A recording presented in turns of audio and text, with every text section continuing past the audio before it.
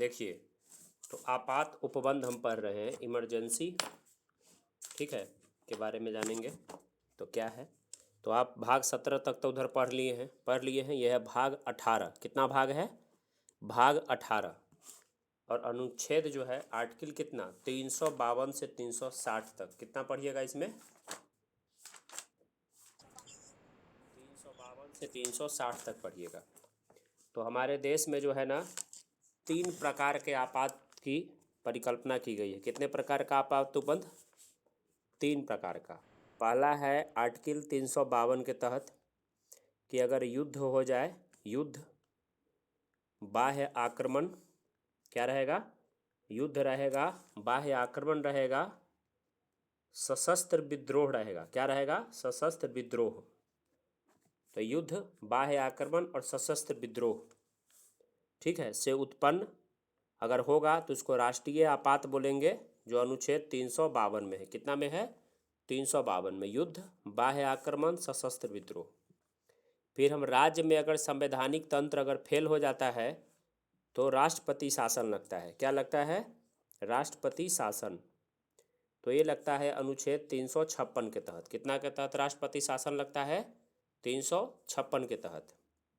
और तीसरा होता है वित्तीय आपातकाल। क्या होता है? वित्तीय आपातकाल, जो अनुच्छेद 360 के तहत है। ठीक है,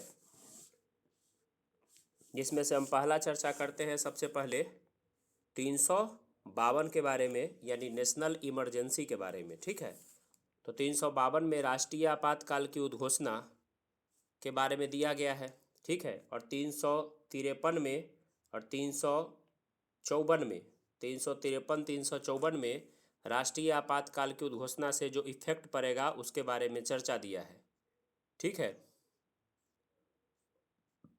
और आपात की उद्घोषणा का मूल अधिकारों पर क्या प्रभाव पड़ेगा, तो 358 और 359 भी इसी से जुड़ा हुआ है। तो इसे कौन कौन अनुच्छेद जुड़ा है? एक तो 352 जुड़ा है, क्या? फिर इसका जो इफेक्ट पड़ेगा 353 और 354, ये भी इसी से जुड़ा हुआ है। और फिर मूल अधिकार जो आपका निलंबित हो जाता है तो 358 और 359 का संबंध भी इसी से है। इतना सारा अनुच्छेद का इससे लेना देना है, समझ गए?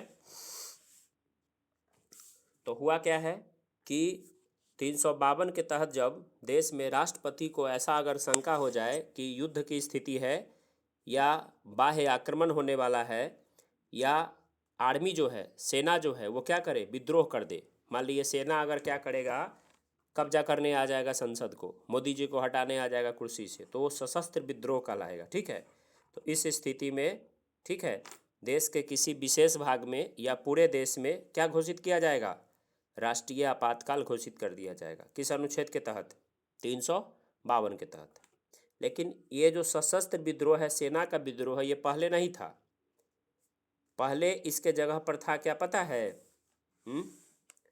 पहले जो है इसके जगह पे सेना का विद्रोह नहीं था। ठीक है, तो ये जो है सशस्त्र विद्रोह शब्द जो है नहीं था, पहले आंतरिक अशांति था। क्या था पहले जी? आंतरिक अशांति, इंटरनल डिस्टरबेंस था। तो इसी आधार पर इंदिरा गांधी जी आपातकाल लगा दी थी। किस आधार पे? आंतरिक अशांति के आधार पे। तो पूछे कि आंतरिक अशांति के जगह पे सशस्त्र विद्रोह कब आया, तो कहिएगा कि 44वां संविधान संशोधन 1978 में मोरारजी देसाई ने क्या किया? मोरारजी देसाई जब प्रधानमंत्री थे तो उन्होंने आंतरिक अशांति शब्द को हटा करके क्या जोड़ दिया? सशस्त्र विद्रोह जोड़ दिया। समझ गए आप लोग? तो 1975 में तत्कालीन प्रधानमंत्री श्री इंदिरा गांधी जी आंतरिक अशांति की राष्ट्रपति को संसूचना भेज करके गुप्त रूप से आपात का घोषणा करवा दी थी, और मंत्रिमंडल का लिखित सूचना भी वो नहीं ली थी। ठीक है, तो अब ये भी व्यवस्था किया गया कि अगर आपातकाल लगेगा, ठीक है, तो मंत्रिमंडल का लिखित जो है सूचना की भी आवश्यकता होगी। ठीक है, तो देखिए अप्रूवल ऑफ, जैसे अप्रूवल कब होगा आपातकाल का, तो उसके बारे में क्या व्यवस्था है। तो इसके लिए मैं कई बार आपको बोलता हूँ कि 122 याद कर लीजिए। क्या मेरा ट्रिक है? 122। 352 लगेगा तो कितना दिन में मंजूरी चाहिए? 1 महीना में। 356 लगेगा तो कितना दिन में? 2 महीना में। 360 लगेगा तो 2 महीना में मंजूरी। 122 समझ गए? तो पहले मैं बात कर रहा हूँ 352 का, तो कन्फर्म है जी कितना महीना मंजूरी चाहिए जी? 1 महीना में। तो राष्ट्रपति द्वारा दी गई विशेष उद्घोषणा, ठीक है, सिवाय वापस लेने के उद्घोषणा के, संसद के दोनों सदनों के समक्ष अनुमोदन के लिए रखा जाता है। 352 की मैं बात कर रहा हूँ। तो दोनों सदन उद्घोषणा को कितना माह के भीतर अनुमोदित करेंगे? 1 माह के भीतर। अगर 1 माह के भीतर में अप्रूव नहीं करेंगे तो वो क्या हो जाएगा? समाप्त हो जाएगा, खुद ही समाप्त हो जाएगा। ठीक है, तो 30 दिन के अंदर मंजूरी होना चाहिए। और मंजूरी होना चाहिए, साथ में प्रत्येक सदन द्वारा अपनी कुल सदस्य संख्या के बहुमत तथा उपस्थित और मतदान करने वाले सदस्यों के 2/3 बहुमत से पारित संकल्प होना चाहिए। इसे विशेष बहुमत भी कहते हैं। तब जाके राष्ट्रीय आपातकाल क्या होगा जी? लग जाएगा। समझ गए कहानी? राष्ट्रीय आपातकाल लगेगा एक बार अनुमोदित हो जाने पर। राष्ट्रीय आपातकाल एक बार जब मंजूरी मिल गया 352 से, राष्ट्रीय आपातकाल एक बार जब मंजूरी मिल गया तो 6 माह तक प्रवर्तन में रहता है। कम से कम कितना माह तक? 6 माह तक। यदि पहले ही वापस न लिया गया हो तो 6 माह तक।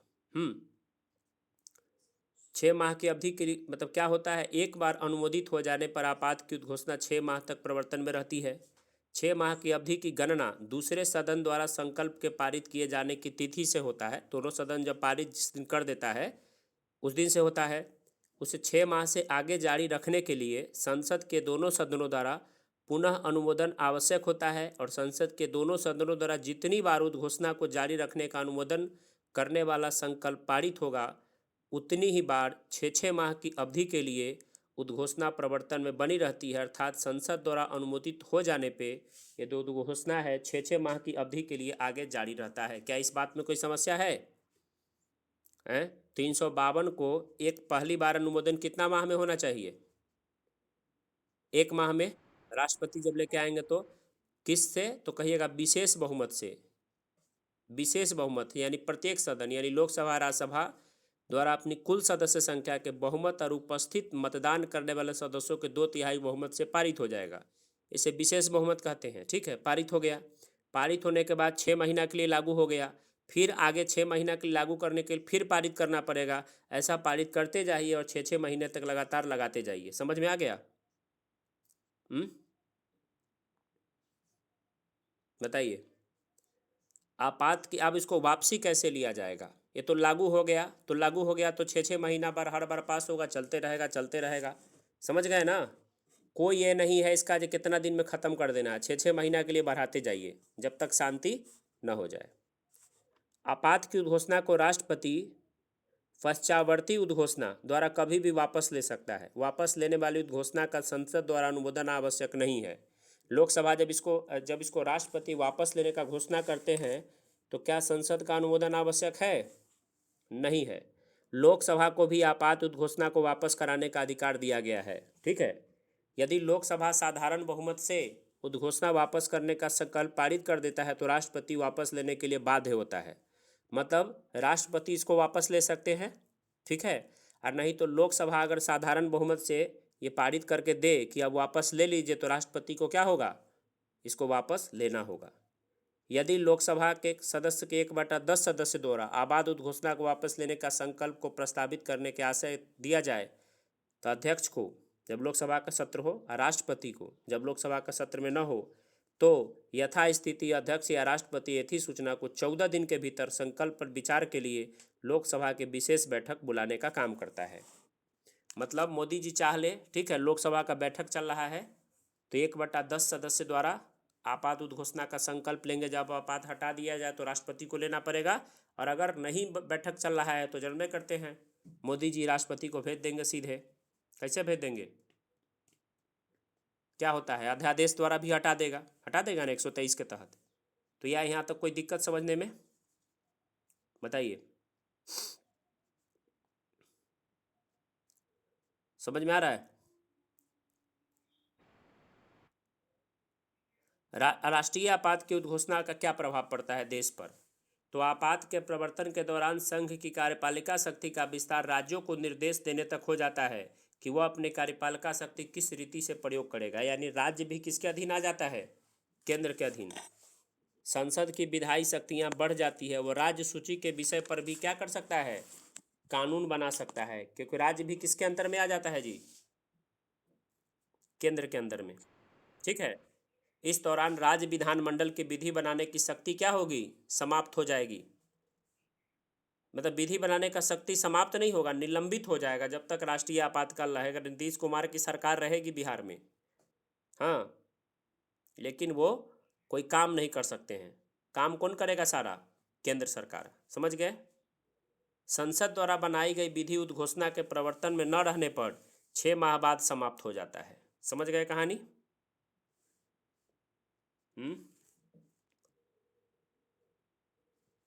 आप देखिए कुछ बात, जैसे आपातकाल के दौरान मूल अधिकारों का निलंबन हो जाता है। फंडामेंटल राइट्स जो आपका है वो क्या होता है? समाप्त हो जाता है, मूल अधिकार। ठीक है। तो अनुच्छेद 358 के अनुसार, किस अनुच्छेद के अनुसार बताइए? 358 और 359 का एक अंतर मैं आपको समझा देता हूँ। 358 और 359 का क्या कहानी? बोले थे ना कि 358 359 भी संबंधित है। तो देखिए 358 जो है ना, 358 अनुच्छेद का पावर है जो अनुच्छेद 19 में जो आपको मूल अधिकार मिला है। किस अनुच्छेद में? तो इसे भी याद रखिए, 19 दूना 38 होता है। 38 के अंत में 8 है, और 358 है, जोड़ लीजिए इसको। तो वो 358 किसको ख़त्म कर देगा? 358 को किसको पावर खत्म करने का है? 19 में। अनुच्छेद 19 द्वारा प्रदत्त मूल अधिकार स्वतः ही समाप्त हो जाता है। कैसे समाप्त हो जाता है? स्वतः ही समाप्त हो जाता है। जब ही आपातकाल लगेगा, ठीक है, तो 358 के इफेक्ट के कारण अनुच्छेद 19 के तहत जो आपको मूल अधिकार दिया हुआ है ऑटोमेटिक क्या होगा जी? बताइए। खत्म हो जाएगा। इसके तहत आपात के प्रवर्तन तक अनुच्छेद 19 उल्लंघित रहता है और आपात के प्रवर्तन पर न रहने पर खुद ही जिंदा हो जाता है। मतलब ऐसे समझिए कि जब राष्ट्रीय आपातकाल लगा तो 358 भीम के नींद में सोया हुआ है। कैसे सोया है 358? भीम के नींद में सोया हुआ है। और जब ये राष्ट्रीय आपातकाल लगा 358 जगा, और जग करके किसको कान पकड़ा? 19 को। काज बउआ तुम भी मेरे साथ है, क्या करो, ख़त्म हो जाओ अब। तो 19 में जो भी मूल अधिकार को दिया है ख़त्म हो जाएगा। और जब ये राष्ट्रीय आपातकाल ख़त्म होगा, खुद ये दोनों क्या हो जाएगा? 19 क्या होगा? खुद खुद ही जिंदा हो जाएगा। समझ गए बात? अनुच्छेद 358 केवल तभी लागू होता है जब आपात की घोषणा युद्ध या बाह्य आक्रमण के आधार पर होता है। ठीक है। मान लिए कि युद्ध हो गया, बाह्य आक्रमण हो गया, तो 358 के तहत 19 जो है वो निलंबित हो जाता है। लेकिन सशस्त्र विद्रोह पर वो निलंबित नहीं होता है, क्योंकि सेना अगर विद्रोह कर दे तो आप भी सेना का विरोध कर सकते हैं देश में जो तुम गलत किए हो क्या। और 19 में तो यही सब दिया गया है ना, संघ बनाना, देश में कहीं आना जाना, यही ना दिया है जी। तो याद रखिए कि 358 के तहत 19 जो ख़त्म होता है, वो 19 जो ख़त्म होता है वो किस आधार पे होता है? मतलब इसके तहत जो 19 ख़त्म होगा तो युद्ध या बाह्य आक्रमण होगा, तब सशस्त्र विद्रोह होगा तो 19 पे इफेक्ट पड़ेगा? बताइए। सशस्त्र विद्रोह होगा तो 19 पे इफेक्ट पड़ेगा? नहीं पड़ेगा। ठीक है, ये बात समझ में आ गया। आपातकाल के दौरान इसके तहत संसद द्वारा बनाई गई विधियों को न्यायालय में चैलेंज नहीं किया जा सकता। आपातकाल के दौरान अगर संसद में कोई विधि बना दिया है, कानून बना दिया है, तो आप जाके न्यायालय में चैलेंज नहीं करेंगे। इसका प्रवर्तन स्वतः होता है, राष्ट्रपति का आदेश आवश्यक नहीं है। तो क्या 358 और 19 का संबंध आप समझ गए? बताइए। अब मैं बात कर रहा हूँ 359 के बारे में। राष्ट्रीय आपातकाल से संबंधित कौन अनुच्छेद? 359 के बारे में। 359 तो इसके तहत क्या होता है पता है? जब राष्ट्रीय आपातकाल लगता है तो 359 के तहत राष्ट्रपति को पावर है जो अनुच्छेद 20 और 21 छोड़ करके, ठीक है, भाग 3 के शेष सभी या किसी मूल अधिकार को प्रवर्तित कराने के अधिकार को निलंबित कर सकता है। समझ गए? यानी आपातकाल के दौरान कौन सा अनुच्छेद कभी नहीं मर सकता है? 20 और 21। कौन नहीं मरेगा? 20 और 21। तो राष्ट्रपति को पावर है कि 20 और 21 को छोड़ करके शेष सभी मूल अधिकारों को आपसे छीन सकता है। कौन छीन सकता है? राष्ट्रपति। हम्म। और इसके तहत जो आपातकाल में कानून बनेगा, राष्ट्रपति जो आपको छीनेगा, ठीक है, उसके तहत जो आपातकाल में काम होगा उसको न्यायालय में लेके आप जा सकते हैं। लेकिन 358 और 19 वाला में न्यायालय में लेके नहीं जा सकते थे, और ये राष्ट्रपति के आदेश से लागू होता है। और 358-19 का संबंध देखे तो बिना निर्देश के लागू हो जाता था। क्या कोई दिक्कत समझने में? बताइए।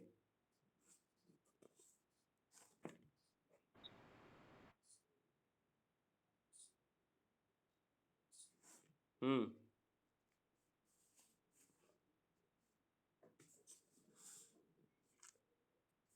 जब आपात का उद्घोषणा प्रवर्तन में होता है तो संसद को अधिकार होता है कि एक बार में 1 वर्ष के लिए लोकसभा का कार्यकाल बढ़ा सकता है। एक बार में कितना वर्ष के लिए? 1 वर्ष के लिए, ठीक है। किंतु जब आपातकाल प्रवर्तन में नहीं रहेगा तो 6 माह के से ज़्यादा लोकसभा का कार्यकाल क्या होगा? नहीं बढ़ेगा। आपात के लागू होने पर संसद किसी राज्य में राष्ट्रपति शासन की अवधि, राष्ट्रपति शासन वाला तो हम बाद में पढ़ेंगे ना, ठीक है। तो संसद को क्या अधिकार है? एक बार में लोकसभा का कार्यकाल कितना दिन बढ़ा सकता है? 1 साल के लिए। जब तक आपातकाल चलेगा तब तक बढ़ाते जा सकता है, एक एक साल के लिए। और आपातकाल को आगे जारी रखने के लिए कितना कितना दिन पे मंजूरी चाहिए? 6 6 माह पे। क्या कोई कन्फ्यूजन है तो बताइए, या आगे चले? बताइए, आगे चले। तो अब चलते हैं राष्ट्रपति शासन, ठीक है। राष्ट्रपति शासन देखते हैं। President rule in the state. राज्यों में संवैधानिक तंत्र विफल हो जाने पर राष्ट्रपति शासन अनुच्छेद 356 के तहत जारी किया जाने वाला उद्घोषणा को आम बोलचाल में क्या बोलते हैं? राष्ट्रपति शासन बोलते हैं। तो आपको पता है कि संसद किसी राज्य में राष्ट्रपति शासन की अवधि 1 वर्ष से अधिक अधिकतम 3 वर्ष तक के लिए संकल्प पारित कर सकती है। यानी राष्ट्रपति शासन अधिकतम कितना वर्ष तक लग सकता है? 3 वर्ष तक। और आपातकाल अधिकतम?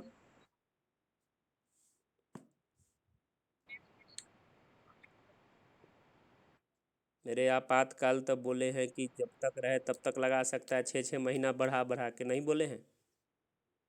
बोले हैं 1 बरस, हैं? 1 बरस तो लोकसभा का कार्यकाल एक बार बढ़ सकता है। क्या यही कहती हो तुम लोग? समझ में आ गया बढ़िया से? आया समझ में? 6 महीना तक कब तक बढ़ेगा कोई ठिकाना है? जब तक कंडीशन ठीक नहीं हो जाता। लेकिन राष्ट्रपति शासन एक बार में 1 साल के लिए, ठीक है। और अधिकतम कितना साल के लिए? 3 साल के लिए। और उसका है अधिकतम, नहीं ना अधिकतम पढ़ी हो। यदि निर्वाचन आयोग यह प्रमाणित कर दे कि निर्वाचन में कठिनाई के कारण राष्ट्रपति शासन का बढ़ाया जाना आवश्यक है, ठीक है, तो और भी बढ़ सकता है। राष्ट्रपति शासन की उद्घोषणा। राष्ट्रपति शासन की उद्घोषणा अनुच्छेद 356 के तहत जारी किया जाता है। इसके अनुसार यदि राष्ट्रपति को किसी राज्य की राज्यपाल से रिपोर्ट मिलने पर यह लग जाए कि उस राज्य में संवैधानिक प्रावधान के अनुसार राज्य नहीं चल रहा है, तो क्या होता है?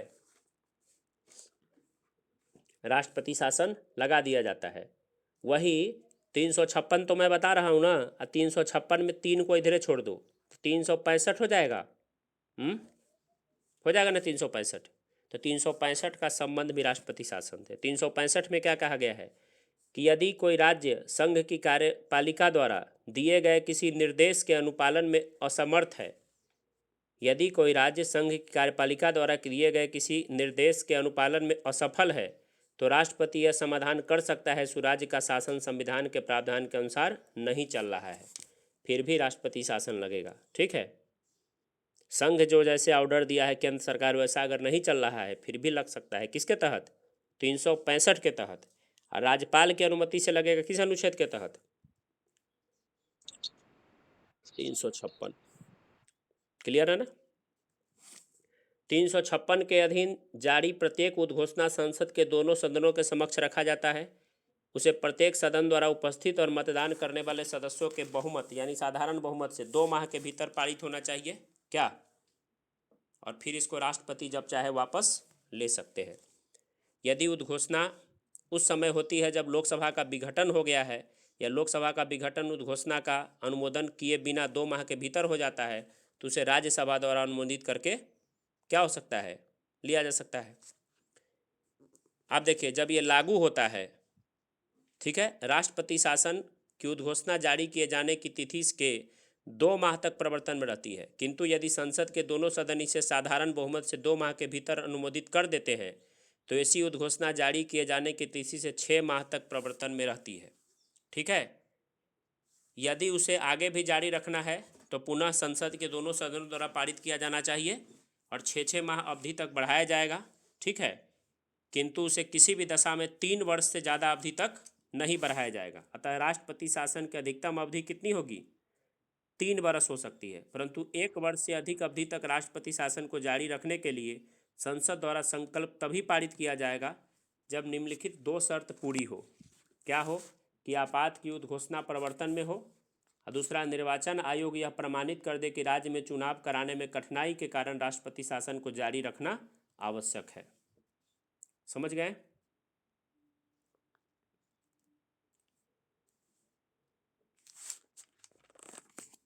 ठीक है, अब हम देखते हैं वित्तीय आपातकाल। ठीक है, तो संविधान के अनुच्छेद 360 में वित्तीय आपातकाल दिया गया है। कितना में दिया गया है? 360 में। तो वित्तीय आपातकाल की उद्घोषणा तब होगा जब ऐसा स्थिति उत्पन्न हो जाए कि देश में वित्तीय संकट में हमारा देश हो। कैसे हो? वित्तीय संकट में। तो इसका भी संसद जो है साधारण बहुमत से कितना माह के भीतर अनुमोदन ले लेगा, बताइए? 2 माह के भीतर अनुमोदन ले लेगा। और ये जो वित्तीय आपातकाल है, ठीक है, ये लागू हो जाएगा। राष्ट्रपति इस वित्तीय आपातकाल को कभी भी वापस ले सकता है और वित्तीय आपातकाल जब तक, मतलब वित्तीय आपातकाल भी लंबे समय तक रह सकता है, कोई इसका समय नहीं है जब तक इसको ये ना समाधान हो जाए कि सब कुछ ठीक ठाक है। समझ गए? अब इसमें ज़्यादा समय नहीं गवाते हुए मैं एक बार ऐसे ऐसे पॉइंट का रिवीजन करता हूँ, आपका दिमाग का पूरा कन्फ्यूजन खत्म हो जाए, जो कुछ बचा हुआ होगा आपके मन में। देखिए, बताइए संविधान के किस भाग में और किस अनुच्छेद के तहत आपातकालीन प्रावधान दिया गया है, बताइए? भाग 18 और अनुच्छेद कितना से कितना? 352 से 360। भारत में आपातकालीन उपबंध किस देश के संविधान से लिया गया है? जर्मनी से। कहाँ से? जर्मनी के बीमर संविधान से लिया गया है 1833 में। किस अनुच्छेद के तहत राष्ट्रपति राष्ट्रीय आपात घोषित करता है, बताइए? 352। राष्ट्रपति द्वारा राष्ट्रीय आपातकाल की उद्घोषणा किस आधार पर किया जाता है? युद्ध, बाह्य आक्रमण और सशस्त्र विद्रोह। किस संविधान संशोधन द्वारा व्यवस्था किया गया कि आपात की उद्घोषणा संपूर्ण भारत या उसके किसी भाग में के संबंध में किया जा सकता है? संपूर्ण भारत या उसके किसी भाग में। तो 42वां संविधान संशोधन 1976 में। अच्छा, मूल संविधान में सशस्त्र विद्रोह शब्द के स्थान पर किस शब्द का प्रयोग किया गया था? आंतरिक अशांति। आंतरिक अशांति। लेकिन इसको सशस्त्र विद्रोह कौन किया? हाँ, 44वां संविधान संशोधन 1978 में कौन किया? मोरारजी देसाई। आप देखिए राष्ट्रीय आपातकाल। प्रथम राष्ट्रीय आपातकाल का उद्घोषणा कब हुआ था, पता है? 26 अक्टूबर 1962 को। बाह्य आक्रमण के आधार पर चीन ने हम लोगों पे अटैक कर दिया था। उस समय प्रधानमंत्री पंडित जवाहरलाल नेहरू थे और राष्ट्रपति कौन थे? Doctor S Radhakrishnan. ठीक है, और ये जो अटैक हुआ था, ठीक है, ये कितना दिन तक चला था पता है? वापस कितना दिन ये आपातकाल रहा था? तो 10 जनवरी 1968 को वापस हुआ था, यानी 5 वर्ष 2 माह 14 दिन रहा था। देख लिए। दूसरा आपातकाल कब लगा था? 3 दिसंबर 1971 को बाह्य आक्रमण, यानी पाकिस्तान ने हम पे आक्रमण कर दिया था और इस समय प्रधानमंत्री श्रीमती इंदिरा गांधी थी और राष्ट्रपति कौन थे? श्री बीबी गिरी थे। कौन थे? बीबी गिरी। तीसरा आपातकाल का घोषणा आपको पता है आंतरिक अशांति के आधार पर 26 जून 1975 को कौन की थी? श्रीमती इंदिरा गांधी। बिना मंत्रिमंडल के परामर्श से। और उस समय राष्ट्रपति कौन थे? फखरुद्दीन अली अहमद। इनसे करवा दी थी घोषणा प्रेशर में। ठीक है, समझ गए? किस संविधान संशोधन द्वारा राष्ट्रीय उद्घोषणा के आधार पर आंतरिक अशांति के आधार पर सशस्त्र विद्रोह रखा गया? बताइए। 44वां संविधान संशोधन 1978। अब तक भारत में कितना बार आपातकाल का उद्घोषणा हुआ है अनुच्छेद 352 के तहत? बताइए। 3 बार। कब कब हुआ है? 75। 1962 की आपात उद्घोषणा किस आधार पर किया गया था और कब किया गया था? तो बाह्य आक्रमण के आधार पर। कौन किया था आक्रमण? चीन किया था। चीन अटैक किया था 20 अक्टूबर को। हम लोगों ने घोषित किया था 26 अक्टूबर को। कब किया था घोषित? 26 अक्टूबर को। राष्ट्रपति को युद्ध, बाह्य आक्रमण या सशस्त्र विद्रोह के आसन्न संकट के आधार पर आपात उद्घोषित करने का अधिकार किस संविधान संशोधन द्वारा किया गया? 44वां संविधान संशोधन 1978। राष्ट्रपति द्वारा आपात की उद्घोषणा के लिए मंत्रिमंडल की लिखित सलाह को अनिवार्य बना दिया गया किस संविधान संशोधन द्वारा? 44वां संशोधन 1978। आपात उद्घोषणा कितने दिनों के भीतर संसद के दोनों सदनों द्वारा अनुमोदित होना चाहिए, नहीं तो वो खत्म हो जाएगा? 1 महीना के भीतर। संसद द्वारा उद्घोषणा किस प्रकार के बहुमत से होना चाहिए? तो सदन की कुल सदस्य संख्या के बहुमत तथा उपस्थित और मतदान करने वाले सदस्यों के 2/3 बहुमत से, जिसको विशेष बहुमत कहते हैं। समझ गए? संसद द्वारा एक बार अनुमोदित हो जाने पर उद्घोषणा कितना दिन तक रहता है? 6 माह तक। 352 के अधीन जारी आपात उद्घोषणा को अधिकतम कितना दिनों तक जारी रखा जाएगा?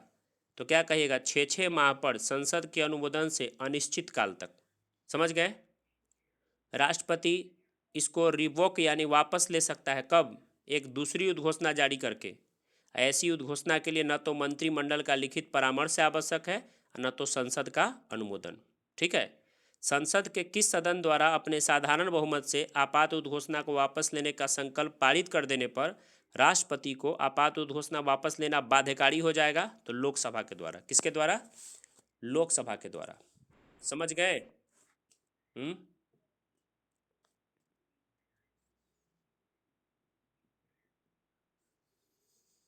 अब बताइए, अनुच्छेद 358 के तहत जब लगेगा, मतलब अगर आपका लग गया है राष्ट्रपति शासन, नहीं क्या बोलते हैं, राष्ट्रीय आपातकाल लग गया है, तो अनुच्छेद 358 जो है कौन सा मूल अधिकार आपको निलंबित कर देगा? कौन सा अनुच्छेद वाला? 19 वाला। निलंबित करना पड़ेगा कि खुदे हो जाएगा निलंबित? हो जाएगा। क्या राष्ट्रपति का इसमें कोई जरूरी है? नहीं है। अच्छा बताइए, जब ये राष्ट्रीय आपातकाल खत्म हो जाएगा तो 19 खुद जिंदा हो जाएगा? खुद जिंदा हो जाएगा। अच्छा, ये 358 के तहत जो आपातकाल लगेगा, 358 का जो मौलिक अधिकार आपका छीना जाएगा, ठीक है, तो कौन कौन कंडीशन में? युद्ध, बाह्य आक्रमण, सशस्त्र विद्रोह, इसमें कौन नहीं रहेगा, कौन रहेगा?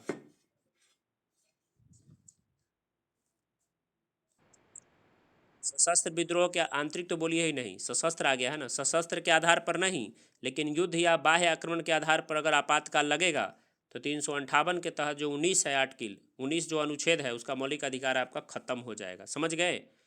इसके दौरान जो आपके मौलिक अधिकारों को छीना जाएगा तो क्या आप कोर्ट में जा सकते हैं?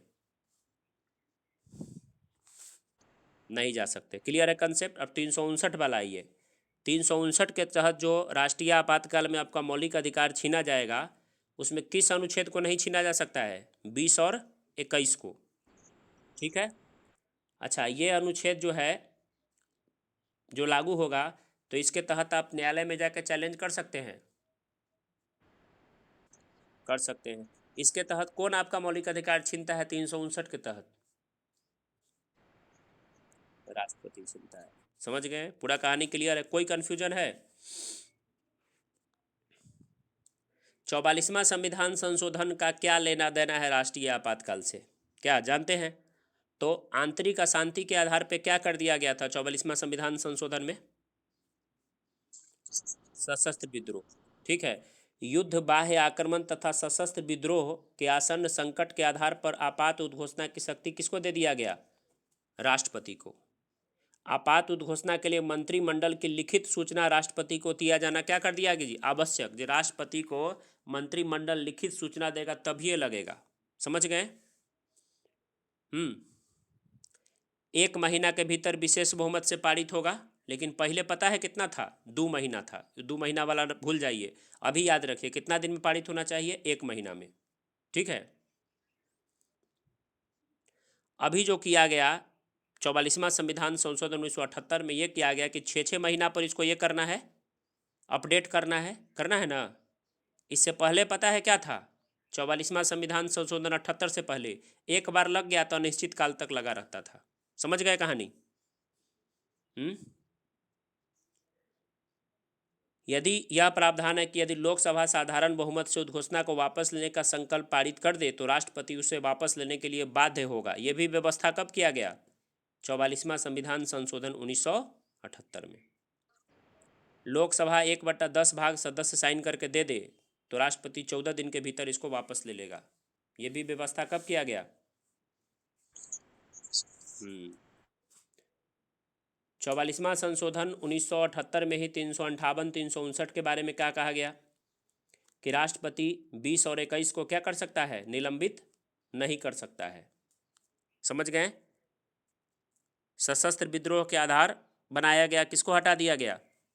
आंतरिक अशांति को। ठीक है। आपात उद्घोषणा को कितने अवधि के भीतर संसद के समक्ष स्वीकृति आवश्यक है? बताइए। 1 माह के भीतर। लोकसभा की विशेष बैठक लिखित सूचना प्राप्ति के कितना दिन के भीतर होना चाहिए? इसको हटाने का अगर हो जाए तो 14 दिन के भीतर। ठीक है। आपात की उद्घोषणा के दौरान किस अनुच्छेद के तहत संसद को शक्ति है कि वह राज्य सूची के विषय पर कानून बनाएगा? तो 353 और 350। कितना?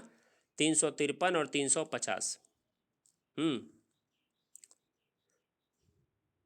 अनुच्छेद 358 के अनुसार आपातकाल के लागू होने पर मूल अधिकार पर क्या प्रभाव पड़ता है? कौन निलंबित हो जाता है? स्वतंत्रता का मूल अधिकार। कौन अनुच्छेद? 19। किस आधार पर घोषित आपातकाल के दौरान अनुच्छेद 19 द्वारा प्रदत्त मूल अधिकार निलंबित होगा? युद्ध, बाह्य आक्रमण, लेकिन सशस्त्र विद्रोह नहीं ना, युद्ध और केवल बाह्य आक्रमण। समझ गए? ठीक है। आप देखिए कभी कभी जब अगर यूपीएससी लेवल टाइप के परीक्षा में बैठ जाइएगा तो आपको कहेगा जो राष्ट्रीय आपातकाल कौन कौन अनुच्छेद से लगेगा। तो एक तो आपने देखा, कितना देखा? 352 देखे। 352 देख लिए। अब मैं राष्ट्रपति शासन की बात करूँ तो 356 देखे हैं, 365 देखे और 355 भी है। 355 क्या कहता है? जो प्रत्येक राज्य के सुरक्षा का जिम्मेदारी किसके ऊपर है? केंद्र सरकार के ऊपर है। तो 3 अनुच्छेद जो है राष्ट्रपति शासन से जुड़ा हुआ है। कितना? 3 अनुच्छेद। कौन कौन? 356, 365, 355। समझ गए? किस आधार पर आपात की उद्घोषणा होने पर अनुच्छेद 19 स्वतः निलंबित नहीं होता है? बताइए।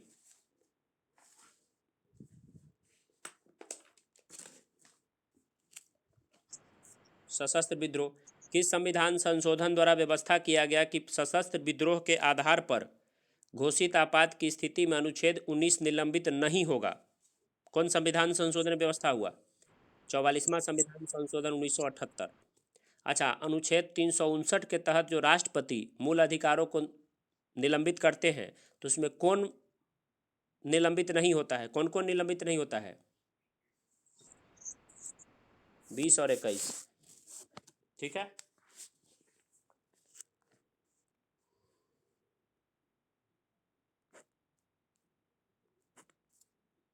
ठीक है।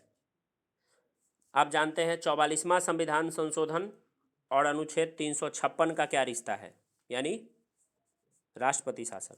तो संसद द्वारा अनुमोदित उद्घोषणा 6 माह तक ही प्रवर्तन में रहेगी और 42वां संविधान संशोधन द्वारा इसे कितना कर दिया गया था? 1 वर्ष किया गया था। समझ गए?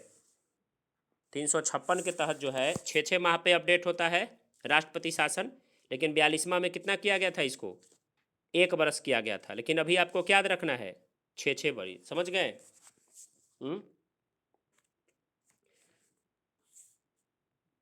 आपात की घोषणा 352 प्रवर्तन में हो तो चुनाव आयोग यह प्रमाणित करेगा कि आम चुनाव कराने में कठिनाई के कारण उस घोषणा को बनाए रखना क्या है, जरूरी है। किस संविधान संशोधन द्वारा व्यवस्था किया गया कि राष्ट्रपति अनुच्छेद 20 और 21 को आपात के दौरान निलंबित नहीं कर सकता, क्या कहिएगा? 44वां संशोधन 1978। आपात के दौरान लोकसभा का कार्यकाल एक बार में 1 वर्ष तक बढ़ाने का अधिकार किसे है? संसद को, अनुच्छेद 83 के तहत।